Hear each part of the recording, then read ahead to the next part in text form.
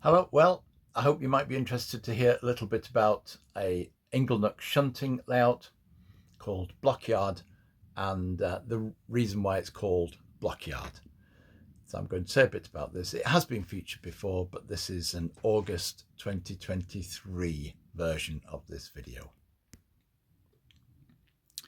This is part of a coast somewhere, and clearly it's been used for fishing. So we have the remnants of the fishing industry, maybe a small fishing boat, and you've got something to haul the boats up the slipway. But it's been decided by someone that what they will do is improve the sea defences. And the way that they've chosen to improve the sea defences was used quite frequently, and that is to use large blocks of concrete and set those down on the understanding that the sea wouldn't be strong enough to disturb them, and build a complete sea wall.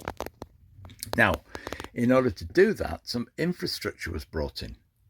So this railway is a temporary railway that would last just as long as the work building the seawall was in place. And so there were examples of how this would happen. So what do we need? Well, we need a plant to manufacture the concrete blocks. And ideally that plant should be located reasonably close to the place where you want the eventual seawall to be built. So what you see here are some formers, a concrete mixing plant, and some of the blocks left to cure.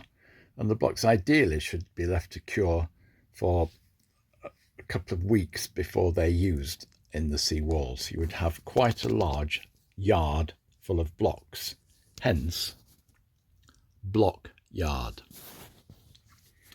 And so what we need is import to this building of sand, gravel and cement. So you would get those three coming in, and they'd be brought into this factory one way or another.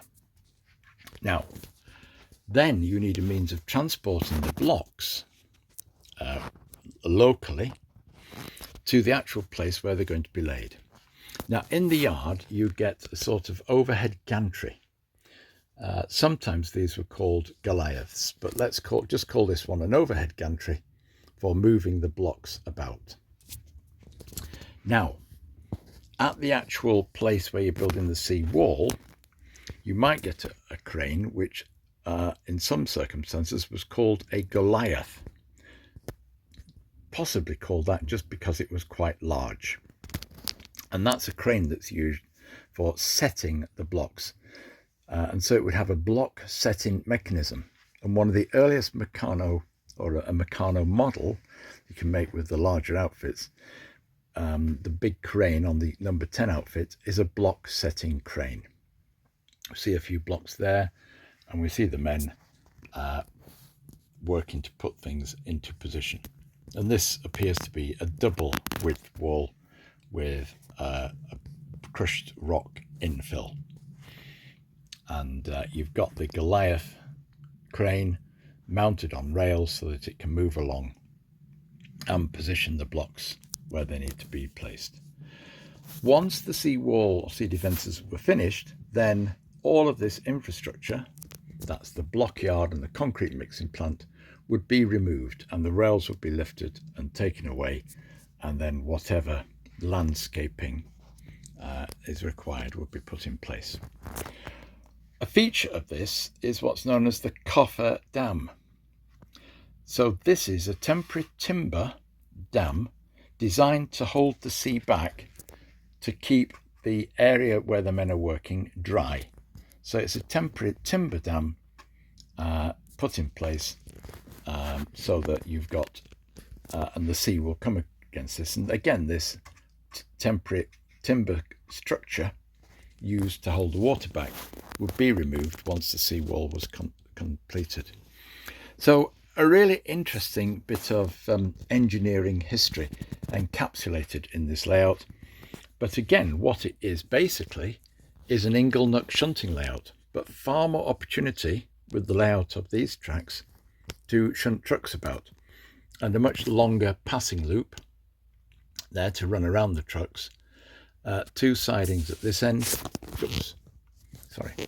A third siding on the back, and then this frontmost siding basically is the one that you would shunt the trucks carrying the blocks into. So you'd have it in there to load with blocks, bring them back. You've got a head shunt there, and then they're pulled back into this one. So a fair little bit of operating potential and a little bit of a problem to overcome, because there isn't a direct route from the yard where the blocks are made into the place where the blocks are laid.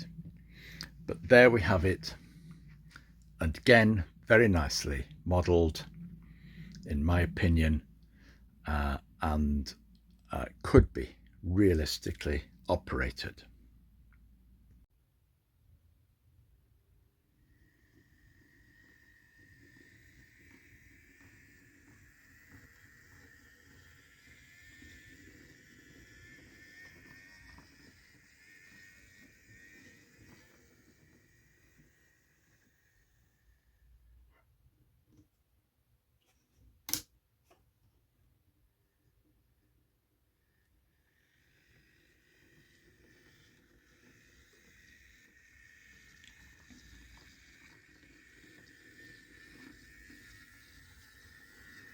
So that loco is operating nicely for me. And the other little thing I just want to show you is that there are magnets in between the track, and you should just see the hook lift as it passes over the magnet. Sorry. There.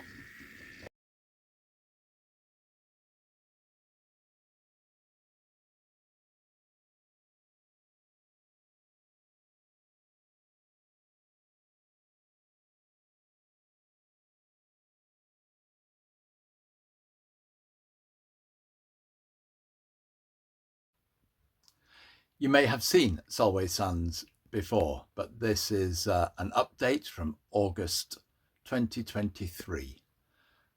These layouts are now located in my loft. When I say layouts, I'm talking about Solway Sands, and a little bit further along there is Blockyard.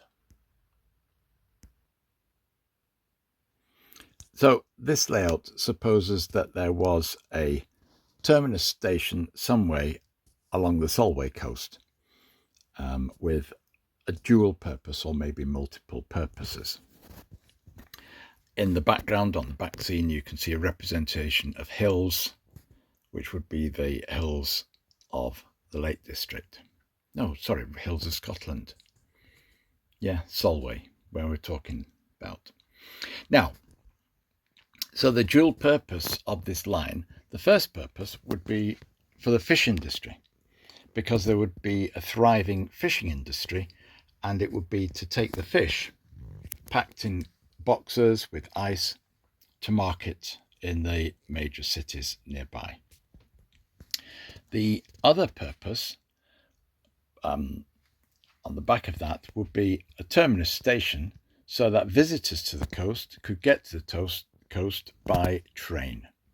And so what we see there is a representation of a terminus station and the hotel that you might find at the end of the line. Also, what we have here is a yard where fishing boats can be repaired and other activities can take place. We've got a steam engine outside the workshop and something running into it, so you can have a workshop in there. And your fishing vessels at high tide can moor up, but at low tide, of course, they, unless they're out further into the channel, will be left grounded. And we've got a fisherman's hut here with his lobster pots and his nets and the other things that you would find. The remnants of a small narrow gauge line that might have been used for something at some time and is now disused. So that then is Solway Sands. Oh, and a small loco servicing depot, even with a water tank there, proper tank, and the offices that you would get near that. So a little place to service locos and the spares that you might get to keep the locos running, and a grounded carriage to be used as a brew hut for the workers at this end of the line.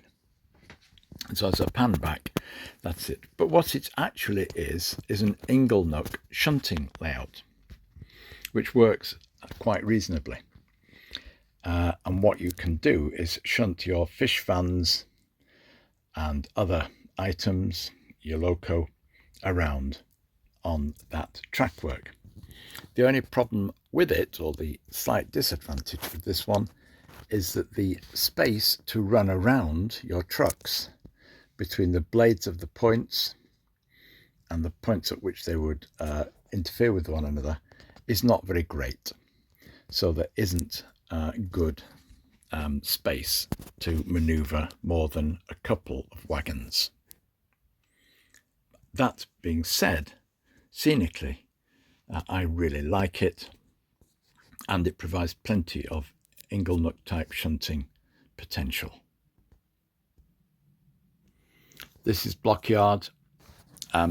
These layouts are DC, and I'm just testing out a few locos to see which ones will run reliably on here.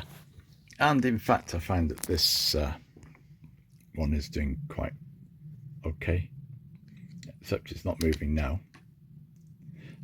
Not to worry, I need to look at it. What's Blockyard about?